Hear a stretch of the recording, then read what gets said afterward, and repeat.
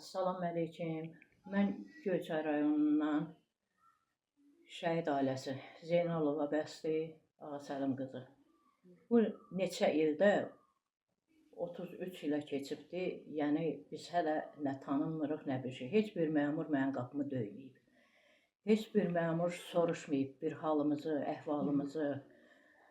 94-cü ildə o evladı itirmişik, 32 ildir. Heç maraqlanan yoxdur. Bir 4 il bundan qabaq, 5 il bundan qabaq bizə dedilər ki, ehtiyacım var evə. Özgənin evində yaşayıram. 7 baş külfədik. Dedilər ki, gəlib tikəcəyik. Getdim, bankdan pul götürdüm. Hələ də banka mən pul ödəyirəm. Götürdük, torpaq aldıq. Dedi, torpağımız olsun, gələk ev tikək. Elə bax, gəlib baxdılar, o gedən oldular. Nə gəlib tikirlər, nə baxırlar. Sabah o evin yiyəsi gələndə, Moskvadadır evin yiyəsi. Biz hara gedəcəyik, nə edəcəyik bilmirəm. Yəni çox belə narahat, ondan sonra belə yaşayırıq. Nətər olacaq da bilmirəm. Mən evladım Füzuli rayonunda şəhid oldu. Yəni bizim üçün çox ağırdı, çox ağırdı. Keçən illərim yığdılar, 2 avtobus apardılar ora cəmaatı. Yəni bizə deyən olmadı ki, siz də gedin. Mən ora Qarabağ yaralı yerimdir.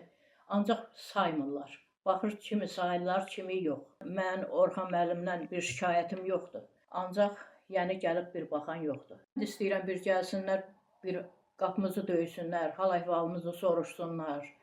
2 şəhid vermişik. Evladımdır, qaynımdır.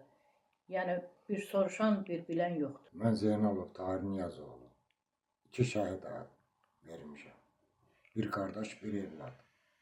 Hər ikisi də bir şəhid qəbirstanlığında dəfn olunub. Bu 33 ildə hələ mən bir dənə nə icrasından, nə məmurlardan bir kömək görməmişəm. 44 günlük müharibədə şəhid olanlara bu saatlarım ev tikirlər. 33 ildir ev gözləyirəm. Torpaq alın dedilər. Torpaq alıb qoymuşam. Hələ də faiz verirəm. Kredit ödəyirəm. Torpağa görə banka getmişəm. Onun qəşərində 5 ildir də gəlib gedib deyirlər ki, böyük sapa. Bizim ölməyimizi gözləyirlər. Nə vaxta qədər gözləməliyik? Artıq 75 yaşım var. Kirəkeş oluram. Özüm də xəstədirəm, böyrəyim xəstə, mən özüm xəstə, insult keçirmişəm. Heç nə dərman verən yoxdur. Biz də istəyirik ki, bizi də bir saysınlar, axtarsınlar, bir dəfə hal-əhvalımızı soruşsunlar.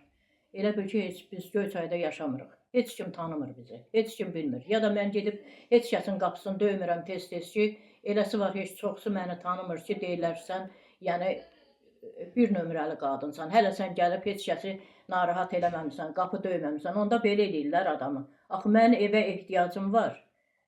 Bəs nə vaxt eləyəcəklər, nə vaxt tikəcəklər?